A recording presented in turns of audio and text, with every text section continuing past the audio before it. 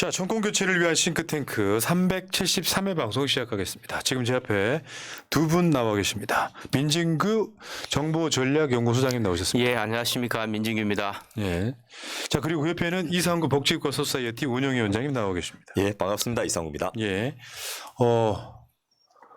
일단 댓글창 하나만 읽어드리고요. 토마토 온 에어님. 하태경 공천 탈락했네요.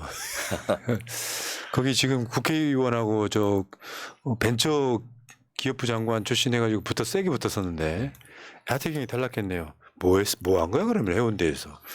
자, 여러분, 이 방송이요 이제 원래는 여기까지는 지난주까지는 4년 동안의 공약 이행을 들여다봤는데 사실은 이번 주부터는 공약 이행 평가가 아니고 새로 나온 공약을 분석하려고 했죠. 예. 근데 지금 공약이 안 나오고 있어서 예. 지역구 좀 쭉 봤더니 지금 관심 지역구 중에 김웅, 배현진, 권영세, 최재형 지역구는 어땠나 한번 보고 싶어서 오늘 준비를 했고요. 예. 예상대로이고요. 자, 복지과 소사이어티 후원 좀 해주십사는 말씀드릴게요. 02-3272-2353 02-3272-2353 자, 한 달에 10,000원씩만 이 전화를 하면 후원하실 수 있는 방법을 알려드립니다. 자, 출발하겠습니다. 자, 어쨌건 아까 말씀드린 것처럼 공약과 정책이 지금 좀 나와야 되는 거 아니에요? 예.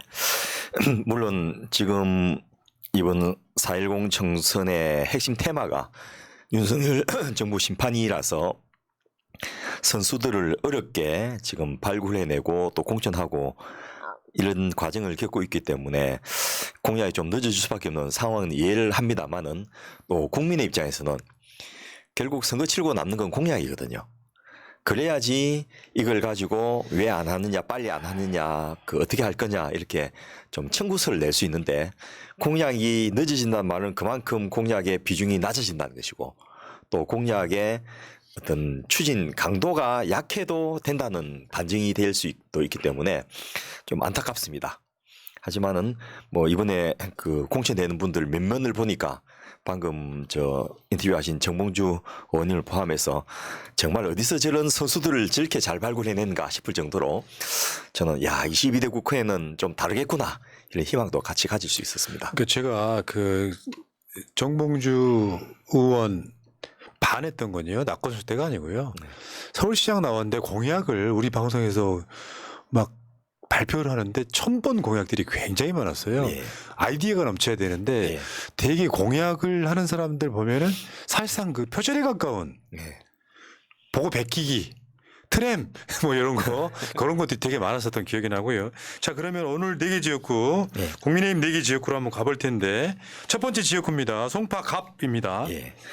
지금 김ing우 의원이 당선됐던 송파갑은 잠실 본동, 잠실 1, 2, 3, 4, 5, 6동 이렇게 해서 거기다가 이제 풍납 1동, 2동 이렇게 합쳐서 그야말로 보수의 온상이고 교두보인 곳이고요. 지금 뭐 약간의 변동이 있지만은 여러분 아실 만한 홍준표 의원이 이쪽에서 당선된 곳이고요. 또 홍준표 의원이 선거법 위반으로 당선 무효가 되고 나서는 이 유해창 한나라당 대통령 후보고 또 당선된 곳이고 그다음에 맹형규 의원 또 박인숙 의원 이런 분들이 쭉 당선됐던 곳이고 마지막으로 2020년에 이 김웅 의원이 당선됐던 바로 아주 서울에서 유일하게 국민의힘이 당선된 몇 안 된 곳 중에 하나가 강남구 서초구 송파구인데 맞죠. 송파에서도 송파갑입니다. 그러니까 1988년에 김영삼 통일민주당 당선된 이후에 예. 진보 쪽이 당선된 적이 한 번도 없는 지역구. 예. 어마어마한 보수적인 지역구죠. 자, 김웅 의정 활동 한번 볼까요? 예, 김웅 의원이 21대 대표 발의한 법안은 총 10건이고 계류가 10건입니다.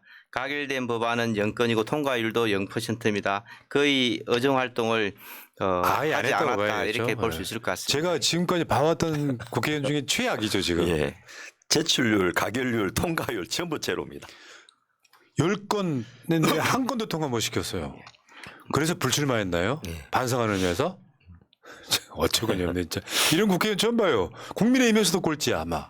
근데 이분이 처음 공천될 때만 해도 그야말로 검사 내전을 쓰고 또 그 우리 대한민국의 사기공화국의 최정점에 있는 그 사기 칼텔을 때려잡겠다 이런 그 포부도 밝히고 또 뭐 최근에까지만 해도 유승민 계열의 그 유경진 의원이 그 공천 배제된 걸 가지고 오컬트 공천이고 파묘 공천이다 이렇게 비판을 하고는 있지만은 정작 본인은 의정 활동을 거의 안 하면서 이 세월을 다 보내버린 분이라서 좀 안타깝습니다. 뭐 자기 뭐 양심적인 뭐라 되느냐 고발사주의 주인공 아닙니까? 예.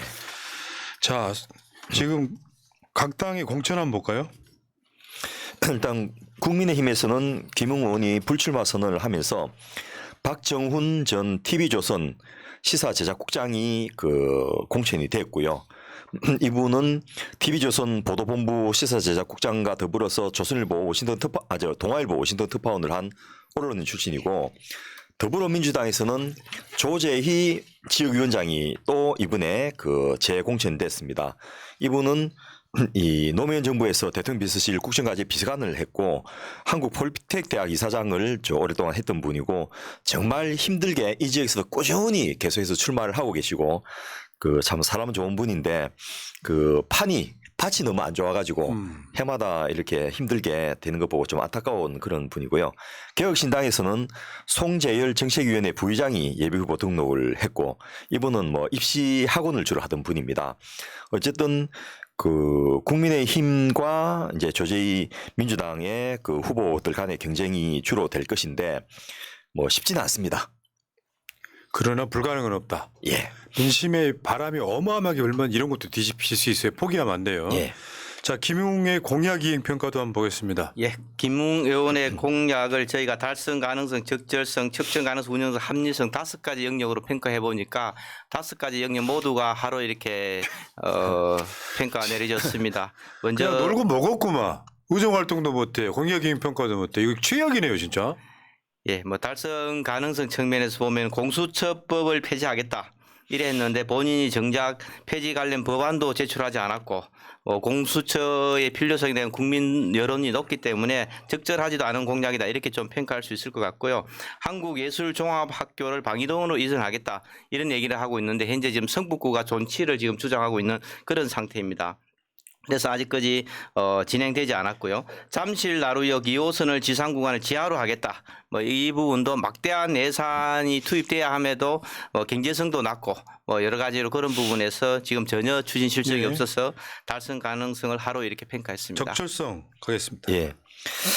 이분이 그 검찰 출신이다 보니까 검찰 예산 독립 편성을 공약을 했는데요. 여러분 아시다시피 얼마나 특활비를 그 영수증 없이 쓴다고 정말 그 내역도 안 밝히면서 그 시간도 안 밝히고 이렇게 써왔는지가 이제 국민들에게 그 공개가 됐지 않습니까? 그 검찰 예산 저 따위로 쓰는데 독립 편성하겠다는 말 자체가 이제는 안 나오는 상황이 되어버려 가지고 그 이 공약 자체가 적절성이 그 빵이다 이렇게 평가가 됐고요. 주택담보대출 기준을 완화하겠다 했는데 이 LTV나 DTI 같은 경우에는 결국 기준을 완화하면 부동산 투기를 조장하는 게 되지 않습니까? 근데 본인의 노력과 상관없이 윤석열 대통령이 거의 이 기준을 유명무실하게 다 풀어버렸습니다. 그래서 본의 아니게 실질적으로 공약은 달성된 측면이고 이거는 달성돼서 안 될 공약이었습니다. 나쁜 공약이죠. 그렇습니다. 또 부동산 세제 개혁을 공약했는데 결국 보유세, 종부세 같은 게 거의 지금 뭐 없는 거와 마찬가지로 이렇게 이 완화가 돼버렸고 그렇게 해서 생긴 50조 원 넘는 세수 부족을 서민 증세로 지금 하고 있어서 이 또한 이 부적절한 공약으로 평가됩니다. 맞습니다. 측정 가능성 갈게요. 예, 측정 가능성 측면에서 보면은 아파트 청약 제도를 개선하겠다. 뭐 이렇게 얘기했는데 구체적으로 무엇을 어떻게 개선할 것인지 그런 걸 제시하지 않아서 달성 여부를 판단하기 좀 어렵고요. 풍납동 문화관광 인프라 구축을 공약했는데 풍납 토성이 있지만 관광 인프라는 거의 없는 그런 지역입니다. 무엇을 구축하겠다는 내용도 하나도 없고요. 잠실 관광특구 활성화를 약속했는데 사실 뭐 롯데월드 외국인들 진짜 많이 왔었는데 지금은 뭐 거의 많이 줄었고요. 롯데월드나 방이동, 속리단길 자체가 관광객이 줄어들어서 상권이 쇠퇴하고 있는 중이라서 활성화되지 못했다. 또 이런 부분을 측정할 기준도 모호하고 해서 측정 가능성도 하루 이렇게 평가했습니다. 예, 운영성 가겠습니다. 예, 그 문화예술 산업 육성을 위한 창업 인큐베이팅 기업 유치를 약속했는데 이것 역시 이제 한예종 이전하면 이제 하려고 했는데 한예종 이전 안 되면서 뭐 이 사업 자체가 완전히 무산돼 버리는 상황이고요.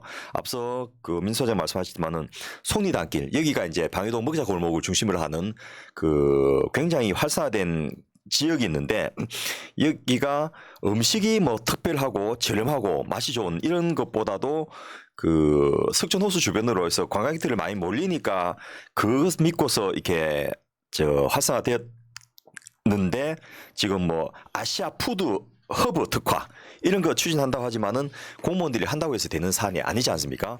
그래서 오히려 지금은 이 속리단길이 쇠퇴하고 있는 중이고요. 풍납 토성 내 아파트 재건축을 추진하겠다라고 했는데 이게 그 송파구가 헌법재판소를 상대로 한 소송에서 권한쟁이 각하돼 버렸습니다. 그러니까 아파트 재건축을 못하게 이미 헌법재판소에서 판결을 나버린 거죠. 아이고. 그래서 전체적으로 이 법조인 출신인데 뭐 공수처 폐지뿐만 아니고 법으로 안 되는 것들을 너무 이렇게 많이 공략했나 싶을 그러네요. 정도입니다. 그것도 검사 출신이. 예. 자, 합리성 볼까요? 예, 합리성 측면에서 평가해 보면 방위 문화예술 및 공연기획 스타트업 거리를 조성하겠다. 뭐 이렇게 얘기했는데 방이동은 그냥 먹자골목이다. 단순하게 음식점만 나열되어 있는 그런 지역이고 문화예술과 뭐 공연기획 관련 기업도 전혀 없는 그런 상태고요. 그래서 이런 걸 추진한다는 것 자체가 행정력만 낭비할 가능성이 높습니다. 최첨단 스포츠 산업 클러스터를 조성하겠다. 올림픽 공원 인근에 뭐 이런 스포츠 관련 산업 기업도 없고 뭐 그 공약 자체도 합리적이지 않다 이렇게 좀 평가할 수 있을 것 같고요. 송파 이동 복합청사 신축을 하겠다. 뭐 이 부분도 늘어나는 행정 수요에 대비하기 위한 목적이지만 인구도 늘어나지도 않고 뭐 신축할 필요성이 없을 정도로 잘 관리된 건물이라서 합리성을 하루 이렇게 평가했습니다. 김웅 의원 공약만 보면 송파 갑에 있는 저 주민들은 마치 그 온통 부동산 투기꾼 같은 느낌을 줍니다.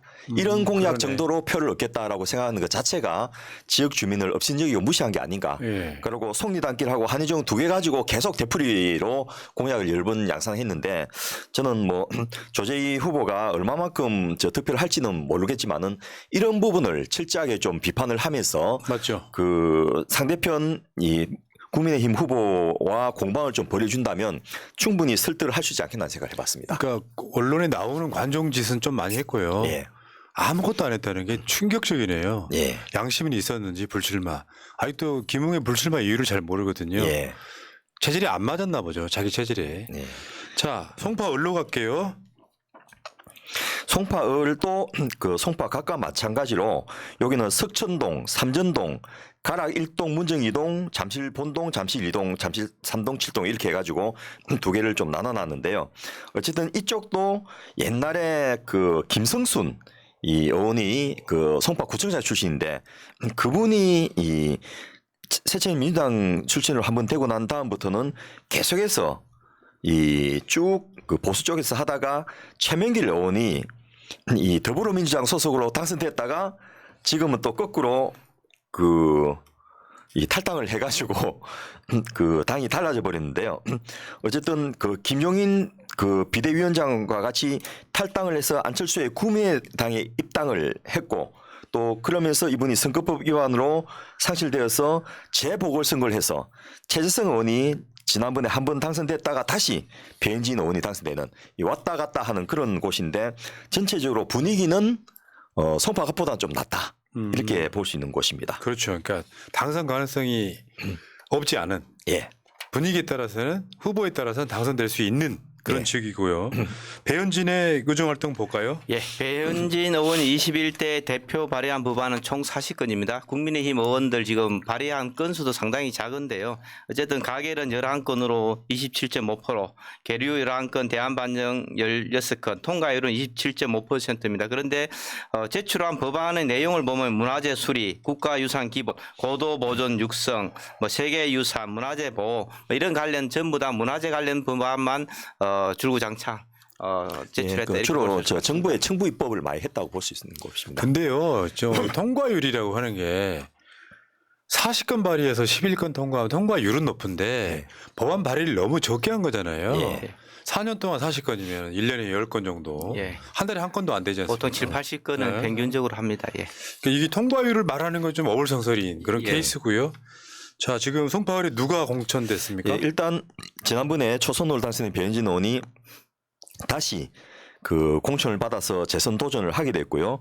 뭐 여러분 이분이 그 오랫동안 MBC 뉴스데스크 앵커로 활동했기 때문에 인지도는 상당히 높은데 윤석열 당선인의 대변인을 하면서 뭐 최근에 그 중학생한테 피습을 당해가지고 그때는 이재명 그 당대표 피습과 다르게 굉장히 경찰이 적극적으로 조사하고 대응했던 이런 것들이 비화가 됐는데요. 그래서 재선을 확정돼서 지금 나왔는데 더불어민주당에서는 송기호 변호사가 지금 공천을 받은 상태입니다.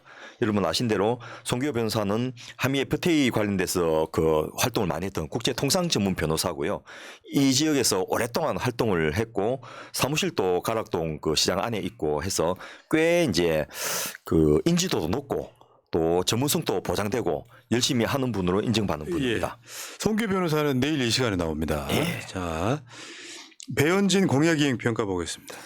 예, 배현진 의원의 공약을 저희가 달성 가능성, 적절성, 측정 가능성 5가지 영역으로 이렇게 평가를 해보니까 모두 다 하루 이렇게 결론이 났습니다. 먼저 달성 가능성 측면에서 보면은 탄천 동축도로 지화하겠다. 이거는 뭐 2009년부터 계속 추진하던 뭐 구청장, 국회의원 모든 사람들이 공약인데 지금 막대한 예산이 들어가는데도 불구하고 기대 효과가 적어서 지금 거의 추진한이 된 적이 하나도 없는 그런 상태고요. 항공소음 저감 대책을 마련하겠다. 이 공약은 서울공항을 이용하는 항공기 소음 때문에 뭐 이런 부분을 공약했는데 서울공항을 이전하지 않으면은 이 부분을 해결할 수도 없고 서울공항을 이전하려면 미국과 협상해서 소파 협정을 개정해야 되기 때문에 달성이 불가능한 그런 공약이고요. 그 방음벽 지겠다는 거예요? 하늘에 방음벽을 칠 수는 없을 것 같습니다. 예. 그리고 그 민간 어린이집 지원을 현실화하겠다. 그래서 올해 3월부터 영아반 기관 보육료가 영아 2명 기준으로 119만 8천 원, 3명이면 155만 7천 원인데 교사 1명당 최저임금비 206만 740원이라서 뭐 현실성이 아주 낮은 예. 그런 어떤 공약이다. 평가할 수 있고 그 특별히 노력도 하지 않아서 달성 가능성을 하루 이렇게 평가했습니다. 예, 항공 소음 저감 대책은 거의 황당한 공약에 가깝네요. 예. 자, 적절성 볼까요? 예, 적절성도 황당한 게 꽤 많은데요. 일단 탄천 유수지와 잠실 유수지에 주민 친화적 문화체육공원을 조성하겠다라는 건데 여러분 조금만 비 오면 탄천 주차장에 그 물이 가득해가지고 거기 주차돼 있던 버스들 전부 그 팔팔도로에 올라와 서 있는 거 보셨을 겁니다. 그렇게 자주 침수된 곳에 문화체육공원을 조성해갖고 어떻게 운영할 것인지 그 정말 좀 한 번이라도 거기 가본 사람이면 이런 이야기를 할 수가 없는데 이런 공약을 내걸었고요.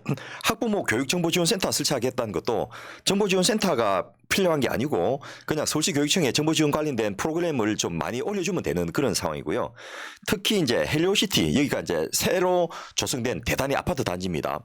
여기에 치안센터하고 우편 지급소 설치를 하겠다라는 것인데 그 잘 아신 대로 이제는 치안센터는 폐지하고 순찰을 강화하는 형태로 바뀌고 있는 그런 상황이고 특히 제가 공약에 안 나왔지만 황당한 게 이 헬로시티 안에 이 노인 요양원을 구립으로 그 전임 박성수 구청장 있을 때 짓겠다고 해서 추진하다가 배현진 의원이 반대하고 무산시켰습니다. 아, 그랬어요? 이 노인 요양원이 그 지역 주민들한테는 꼴보기 좀 싫을지 몰라도 정작 거기에 부모님들 모시고 있는 분들한테 정말 절실한 거거든요. 그 맞은편에 있는 송파 구립 노인 요양원에 웨이팅이 평균 2년 내지 3년입니다. 구립인 거하고 사립하고 차이가 엄청나게 많거든요. 그래서 지역 주민들의 생활을 조금이라도 이해한다면 아파트 가격 때문에 이걸 거부할 게 아니고 이걸 더 많이 만들어서 어르신들 모실 수 있게 해야 되는데 그런 것들을 제가 물리쳤습니다 하고 플랜카드 거는 걸 보고 정말 학을 뗄 개념이 정도였습니다. 없군요, 개념이. 예, 우리 저 위원장님 전에 병원 이 지역에 있었죠. 예, 그 맞은편에 있었어요. 잘 알고 있는 사람인 그렇습니다. 거죠. 지금까지 칼을 가셨구나. 배현진을 꼭 해야 되겠다.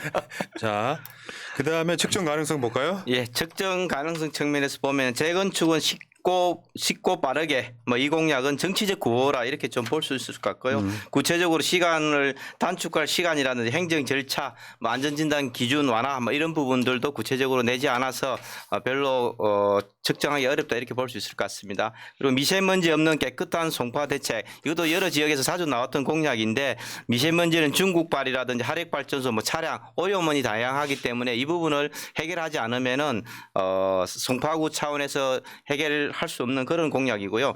지역 상권 활성화 공약도 지금 온라인 쇼핑몰이 성장하고 유동 인구가 감소해서 지역 상권이 떨어지는 거기 때문에 활성화 기준이나 목표도 제시하지 않아서 적정 가능성을 하루 이렇게 평가했습니다. 배현진은 공중에다 뭘 칠 모양이에요. 미세먼지 못 날라오게 치고 소음 안 나오게 치고. 자, 운영성 볼까요? 예.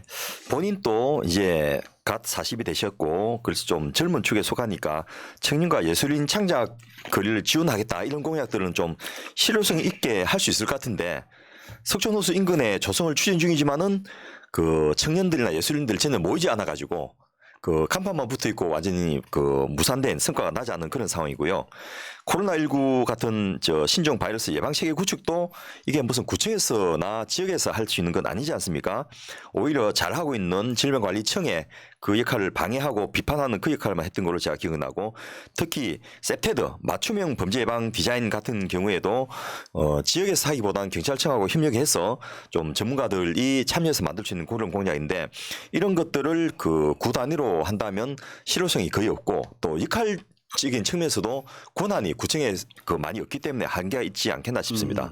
한미성도 마찬가지로 공약 그 평가의 대상이 되는 게 딱 하나인데 관광 특구를 확대 지정하겠다 이런 건데 뭐 여러분 아시다시피 관광 특구 지정한다 해서 관광 객이 늘어나지 않거든요.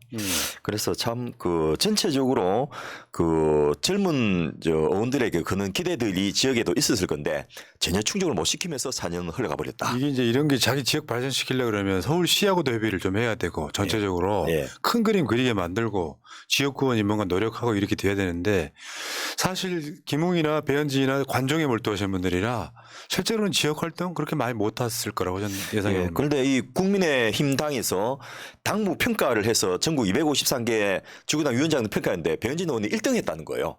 나경원 아니었어요? 국민의힘은 나경원이 그때 위원장하고 예. 그래서 국민의힘은 도대체 무슨 기준으로 그런 당무 평가를 하는지 의심스러울 정도였습니다. 그러니까요. 자, 그다음에 용산으로 가겠습니다. 예, 용산은 뭐 여러분 아시다시피 지금 대통령실이 자리 잡고 있는 곳입니다. 그리고 권영세 의원이 이쪽에서 지금 재선제 하고 있고요.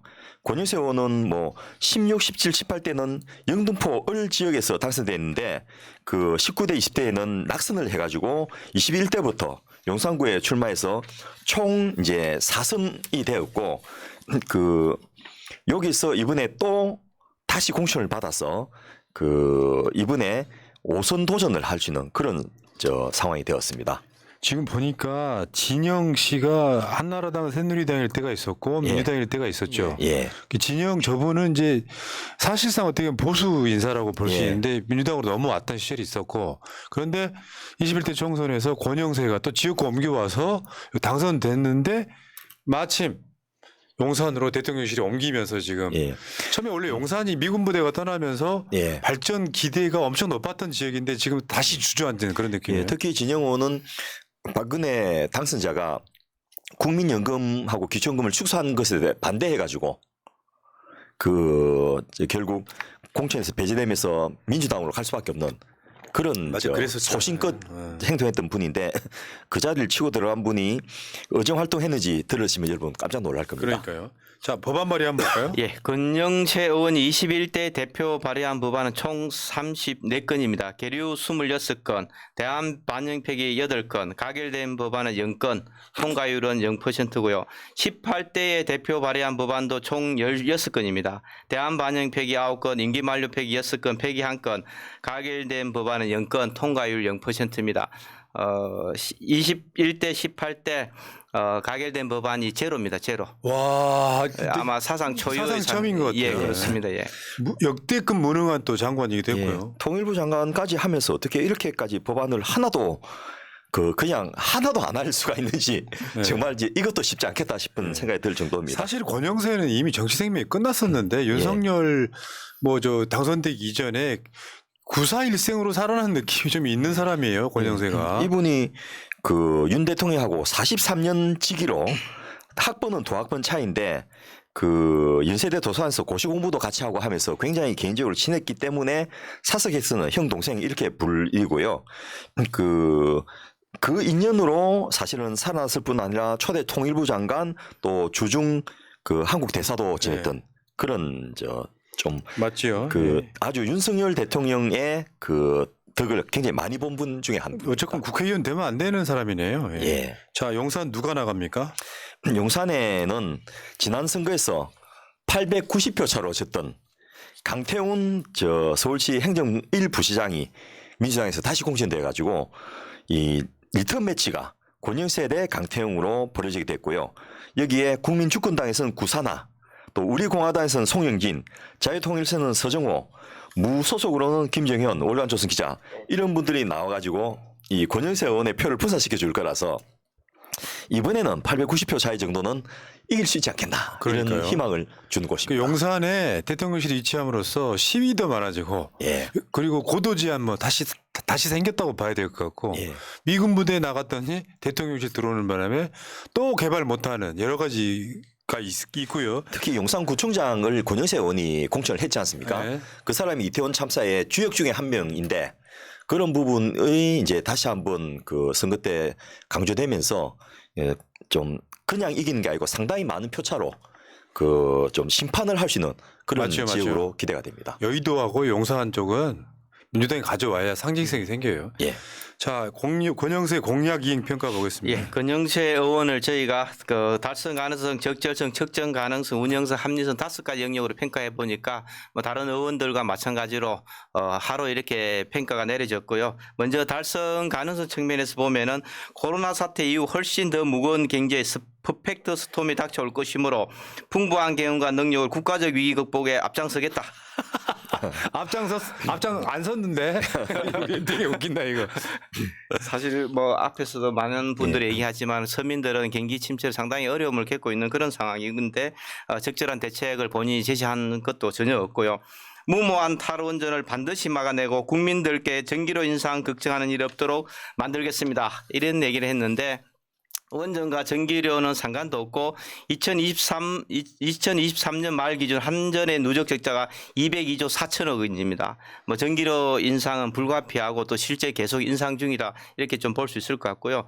권력형 비리 부패한 정치 권력은 특검과 국정조사로 뿌리를 뽑겠습니다. 이렇게 약속했는데 여당이 김건희 특검법이라든지 최상병 특검법을 반대했고 또 윤석열 대통령은 거부권을 행사해서 권력형 비리나 부패한 정치 권력에 대한 단죄 의지가 없다는 것을 확인했기 때문에 자신의 공약과 전혀 부합하지 않는다 이렇게 판단이 내려지고 달성 가능성을 하루 이렇게 평가했습니다. 특히 이분은 공약을 워딩을 정리도 안 하고 그대로 좀 올려놓는 그런 경향이 있어서 그냥 자기가 그 유세 중에 하는 말을 그대로 따가지고 공약으로 해서 이 문장은 대단히 긴데 내용이 별로 없는 그런 특징을 또 근데 함께 마지막 보니까요 윤석열 향한 말 아니에요? 권력형 비리 부패한 정치 권력은 특검과 국정조사로 뿌리를 뽑겠다 했잖아요. 예.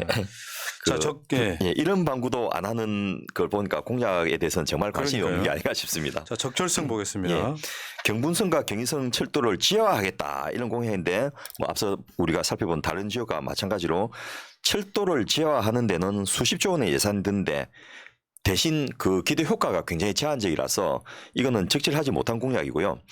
전자상가의 스타트업 허브단지 구축을 하겠다라는 것도 이미 용산 전자상가가 그 쇠퇴하고 있지 않습니까? 네. 그리고 구로나 그 금천보다 경쟁력이 훨씬 낮기 때문에 이걸 가지고 스타트업 허브를 만드는 것은 이미 이제 불가능한 상태가 돼 있는데 이런 공약을 뭐 지역 주민의 안타까움을 반영할 수는 있지만은 현실성이 전혀 없는 적절하지 않은 공약으로 평가할 수 있겠습니다. 측정 가능성 갑니다. 예, 측정 가능성 측면에서 보면 뉴욕 맨하탄 허드슨 야드를 넘어서는 새로운 투자 모델 개발을 하겠다 이렇게 공약했는데 작년 7월 기준으로 허드슨 야드 자체가 비싼 임대료 아파트 절반이 공실이라 공실로 나타나서 실패한 도시 재생 모델로 이렇게 지금 불리고 있는 그런 상태고요.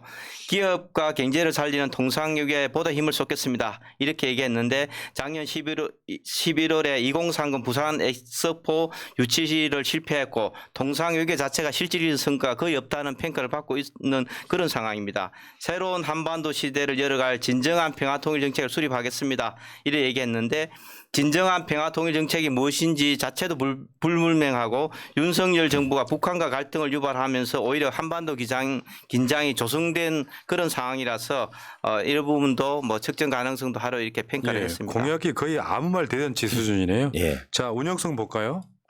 용산에 이제 그 정비창이 있던 철도 정비창이 있는 부지가 국제 업무지구로 대단히 개발이 지금 예정돼 있는데요.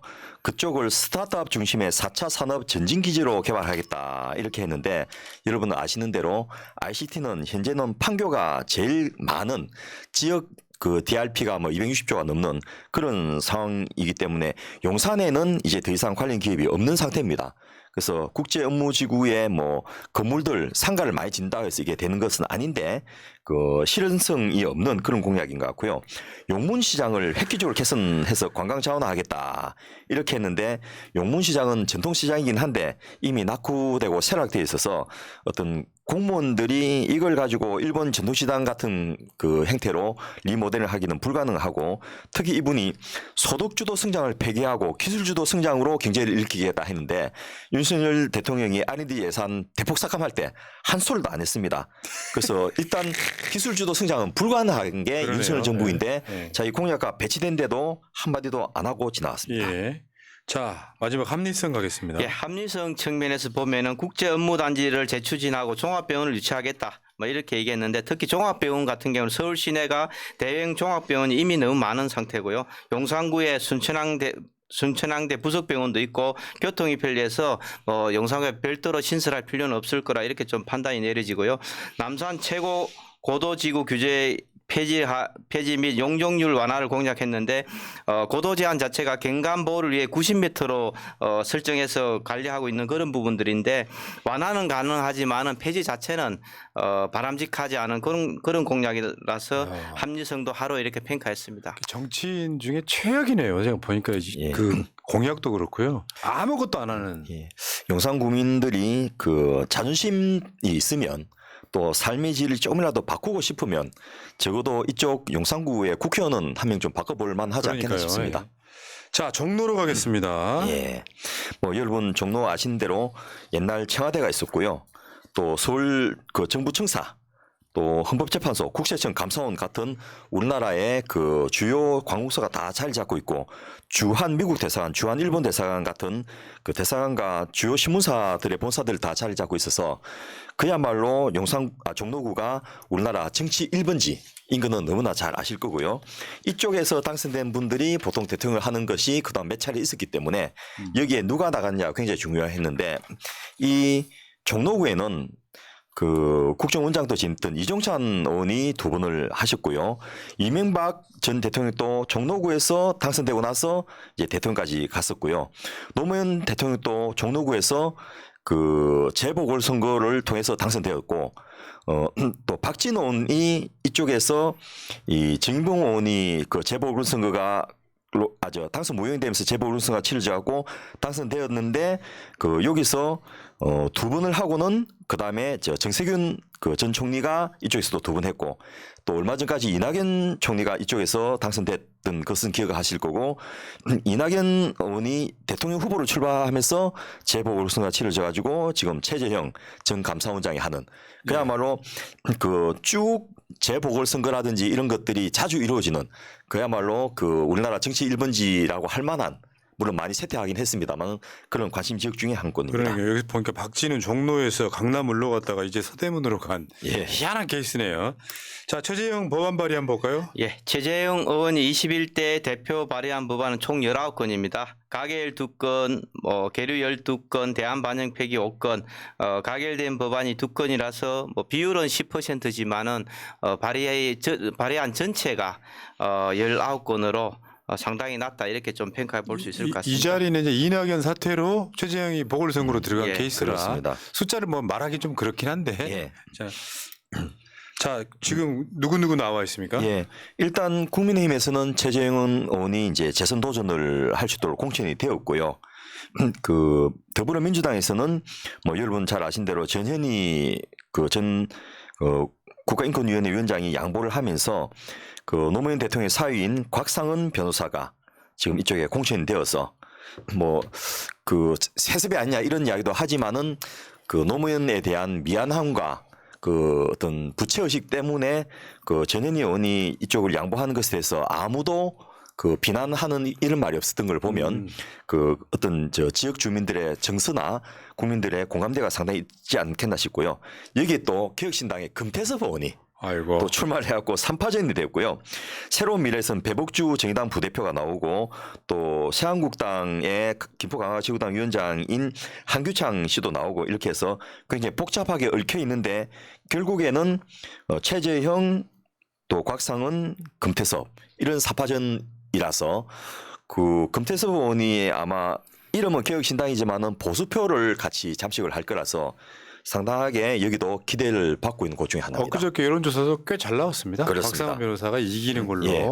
근데 곽상원 변호사는 노무현 대통령 사위라고 앞에 네이밍 되는 건 본인한테 저는 마이너스라고 생각해요. 예, 진짜 실력 있는 변호사예요. 예, 누진제 폐지 정말 열심히 했습니까? 그렇습니다. 자, 최재형 지금 공약이익 평가 한번 보겠습니다. 예, 최재형 의원의 공약을 달성 가능성, 적절성, 측정 가능성 5가지 영역으로 평가해 보니까 마찬가지로 전부 다 하로 이렇게 결론이 내려졌고요. 아이고.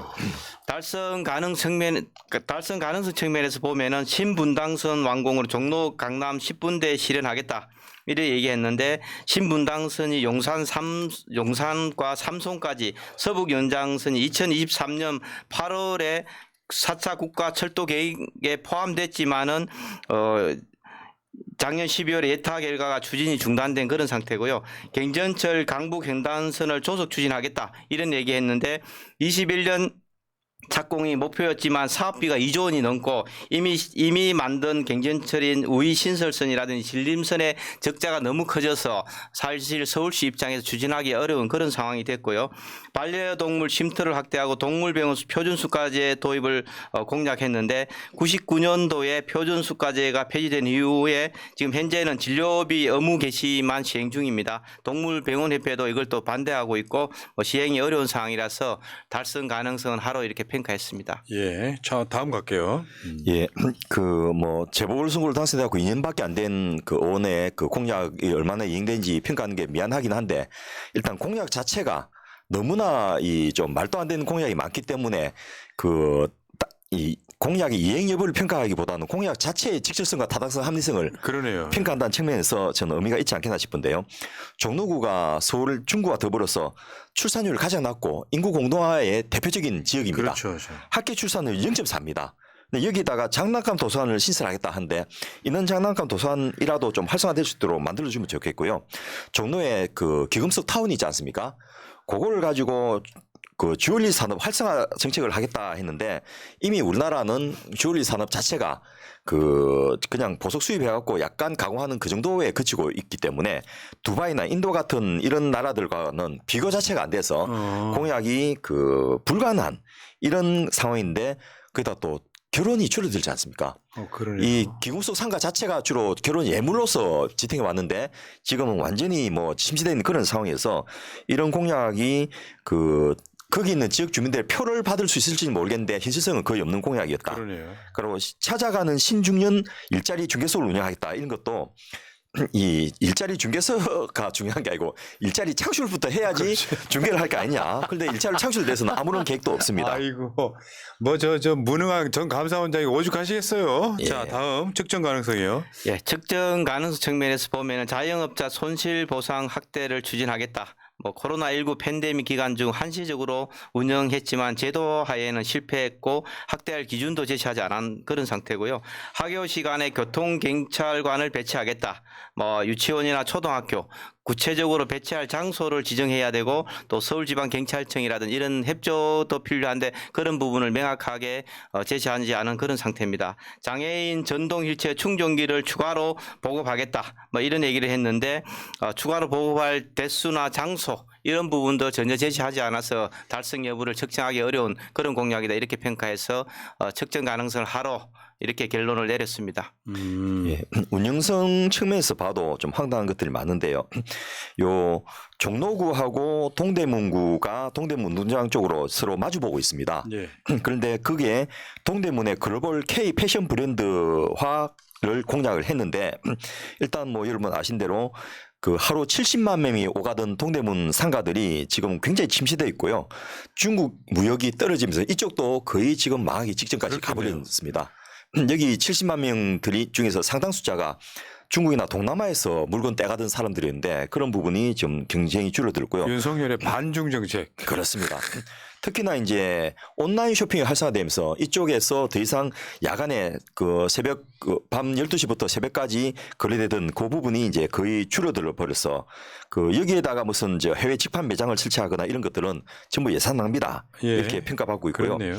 종로형 문화기업과 기술 창업 기업을 육성하겠다라는 것들 공약도 종로형이라는 것 자체가 지금 데피니션이 정의가 없습니다. 그러네요. 예. 그리고 여기에 물론 종로나 그 신창동 이런 쪽에 옛날에 그 저 소가공하는 무슨 섬유나 이런 저 봉제 업체들이 있는데 이런 쪽을 계속 더 키워서 육성하는 게 옳을지 자체에 대한 타당성에 대해서 지금 의문이 있는 곳인데 기술 창업 기업 육성하겠다라고 하면 이건 그냥 저 그 옛날 세운상가 그것만을 그러네요. 예상으로 하는 그런 공약으로 평가되어서 굉장히 얄팍한. 예, 현실성이 거의 없고 실효성이 없는 그런 공약이고 대학과 대기업, 중소기업과 공공 연계를 통해서 문화 클러스터를 조성하겠다 하는데 전호구의 대학은 서울대학교 연극 캠퍼스밖에 없거든요. 그리고 성균관 대학이 있는데 이쪽이 문화 쪽으로 그렇게 무슨 클러스터를 조성할 만큼의 그런 인프라가 안 되기 때문에 그 이것도 좀 운영성이 불가능한 그런 공약으로 평가됩니다. 대학로를 의식한 공약인 것 같아요. 예. 구체성이 하나도 없어요. 근데 대학로에 한번 가본 사람이라면 여기에 무슨 문화 클러스터가 될 수 있는 그런 상황이 이미 지나가 버렸거든요. 예. 그래서 자. 이런 공약들은 좀 그 불가능한 것들을 내시는 것 같습니다. 자, 합리성 한번 볼까요? 예, 합리성 측면에서 보면은 한옥 집불금 제도를 도입하겠다. 뭐 이 농민들에게 쌀농사 직불금을 지급하는 것처럼 한옥 소유주에게도 경제적 지원을 하자는 이런 공약인데 지금 서울시장이라든지 뭐 이런 공약들로 자주 지금 언급되고 있는데 뭐 여론도 그렇게 좋지 않은 그런 공약에서 시행 자체도 어렵고요. 세운상가 내에 4차 산업 특화 지구를 지정하겠다. 뭐 세운상가가 지금 거의 대부분 몰락한 그런 상황이고 관련 기업이나 연구소도 없는 상황에서 행정력만 낭비할 수 있는 그런 어떤 공약이다 이렇게 볼 수 있을 것 같습니다. 봉제 의류 산업을 활성화하겠다. 이것도 뭐 앞에서 지적하신 것처럼 중국과 동남아시아에 비해서 경쟁력도 떨어지고 우리나라 봉제 산업 자체가 상당히 어려운 상황에서 이걸 회복 불가능하다 이렇게 판명을 내리고 있기 때문에 예산만 낭비할 가능성이 높은 그런 사업이라서 합리성을 전체적으로 하로 이렇게 평가했습니다. 한 것도 없어 보이고요. 예. 그러니까 사실 국민 세금만 쭉 내고 있었던 사람들입니다. 솔직히 말씀드리 분노스럽고요. 자, 종합 한번 해볼까요? 예, 일단 서울시의 49개 선거구 중에서 그래도 그 강남 상구와 저 종로구, 용산구가 국민의힘 의원들이 있는 곳인데 공약을 분석해 보니까 이런 정도의 공약으로 또다시 펴달라고 한 것 자체가 너무 염치 없는 짓이 아닌가라는 생각이 들 정도라서 저는 이번 선거 때 꼭 그 이런 부분을 심판을 좀 했으면 좋겠는데요. 네. 일단 김웅 의원이 있는 송파 갑의 공약은 잠실 관광특구, 풍납동 문화관 인프라, 속리단길 방위예술문화거리 같이 구체적인 추진 방안이나 현실성이 없는 그런 포퓰리즘 공약으로 일관돼 있었고요.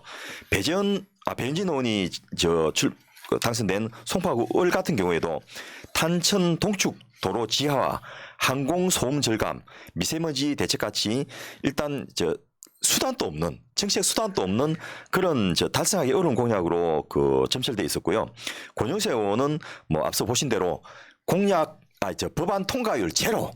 그것도 그 한 번도 아니고 연속해서 계속해서 아무것도 안 하면서 가결률 통과율 전부 제로인 상황에서 공약이라는 게 국가 위기 극복, 탈원전 폐기, 평화통일 정책 이런 구호성 공약으로만 전달돼 있어서 이런 사람을 또 뽑아줘야 되는지 의심스럽고 최재형 의원은 뭐 재보궐선거로 되긴 했지만은 그 짧은 시기에 어떻게 이렇게 토목 건설 중심으로 태도 안 하는 공약들을 많이 내걸는지도 의심스럽지만은 봉제 의료 산업, 주얼리 산업, K 패션 이렇게 우리나라가 이미 경쟁력이 떨어져 버렸기 때문에 이걸 하기보다는 새로운 다른 걸 해야 되는데 아직도 20년 30년 전에 흘러간 옛노래를 가지고 그 공약을 내걸고 그거로 표를 얻겠다라는 것 자체가 너무 지역 주민들을 네. 좀 업신여기는 게 아닌가라는 생각이 들 정도라서 시대에 역행하는 이런 분들을 뭐 꼭 내모는 것뿐만 아니고 이 공약 자체에 대해서도 아주 명쾌한 심판을 내려주는 것이 이번 선거를 통해서 해야 될 예. 일이 아닌가 싶습니다. 윤석열만 무능한 게 아니에요. 예. 이 세력들 한번 보세요. 선거 때 공약을 내라고 하니까 내기는 한데 공약도 뭣도 아니고 그 주어 다 듣고 지키려고 노력도 하지 않고 예. 그러면 심판을 해야 되는 거죠. 사실은 공약을 지켰냐 안 지켰나를 갖고 국회의원 평가하는 게 첫 번째여야 됩니다. 예. 근데 최소한 뭐 민주당 국회의원들은 국민의힘보다는 낫잖아요. 지금 예. 우리가 공약 분석을 해보니까 황당한 공약도 거의 없고요. 자, 오늘 또 다음 주에는 공약을 이번 22대 총선 공약을 분석해봤으면 좋겠어요. 예. 그때까지 나오겠죠? 예. 예, 이제 아마 나올 것 같습니다. 예. 그리고 어차피 선관위에도 등록을 해야 되기 때문에 이전에 발표를 선관위의 등록은 21일부터입니다. 예, 21일부터. 1일부터인데 예. 그 전에 이제 발표를 해야지 또 예. 등록을 할 거니까 네. 그 다음 주부터는 좀 나오지 않겠나 기대됩니다. 자, 단일 방송으로는 일주일에 한 번씩 하는 방송으로는 가장 장수 방송 373회 정권 교체를 위한 싱크탱크 마치겠습니다. 두 분 고생하셨습니다. 고맙습니다. 예, 수고하셨습니다. 그리고 여러분들은 정봉주 TV로 7시에 가시면 정봉주 의원의 라이브 방송을 보실 수가 있고요. 새날은 이따가 전현희, 최민희, 김희연, 노영희 이 네 분 나오는 방송에서 새날은 다시 뵙겠습니다. 자, 들어주시느라고 고생하셨고요. 저도 물러가겠습니다. 고맙습니다. 민주주의 평화 통일 다 죽어간다 이대로는 놔둘 수 없다 자 다시 한번 해보는 거야 자 다시 한번 싸우는 거야 자 손 맞잡고 어깨를 걸고 우리 함께 이기는 거야 자 다시 한번 해보는 거야 자 다시 한번 싸우는 거야 자 손 맞잡고 어깨를 걸고 우리 함께 이기는 거야